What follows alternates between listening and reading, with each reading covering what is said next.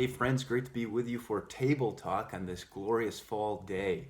Remarkably, the Hope College semester has reached the end of its first quarter. God's providential care and protection have been on full display, and I hope you'll join me in continued prayers without ceasing for Hope students, faculty, and staff. What an absolute gift to have college students among us still.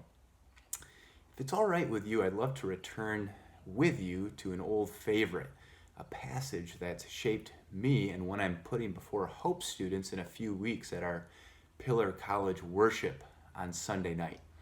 To frame this, I have just one basic question to ask. Who is Jesus Christ? I'm contending this is one of those fundamental first order questions for a college student to pursue. And so I ask you too, Pillar, who is Jesus? If someone were to ask you to begin to explain the person and work of Jesus Christ, where would you begin? Here's one possible response from Colossians 1. He, that is Jesus Christ, is the image of the invisible God, the firstborn over all creation, for by him all things were created, things in heaven and on earth, visible and invisible, whether thrones or dominions or rulers or authorities. All things were created through him and for him. And he is before all things, and in him all things hold together. And he is the head of the body, the church. He is the beginning, the firstborn from the dead, that in everything he might have supremacy. The claims Paul makes are simply staggering. They are total, comprehensive, and all-encompassing. Who is Jesus? Paul answers, he is the image of the invisible God, God giving away his own life to us, initiating relationship, making it personal in Jesus.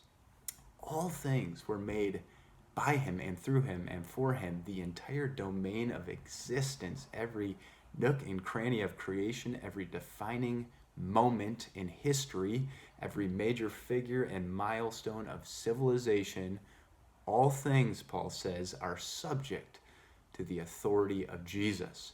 He is the head of the body. Jesus establishes a new kind of community marked by Christ's own spirit of joy, grace, and freedom for the life of the world.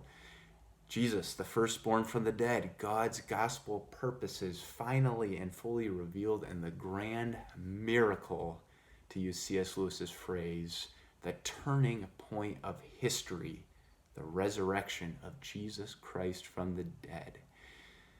So I ask again, if someone were to say to you, who is Jesus, what would you say? Where would you begin?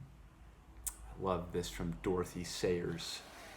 Official Christianity of late years has been having what is known as bad press. We are constantly assured that the churches are empty because preachers insist too much upon doctrine, dull dogma, as people call it. But the fact is the precise opposite. It is the neglect of dogma that makes for its dullness. The Christian faith is the most exciting drama that ever staggered the imagination of man, and the dogma is the drama. The plot pivots upon a single character, and the whole action is an answer to a single central problem. What do you think of Jesus Christ?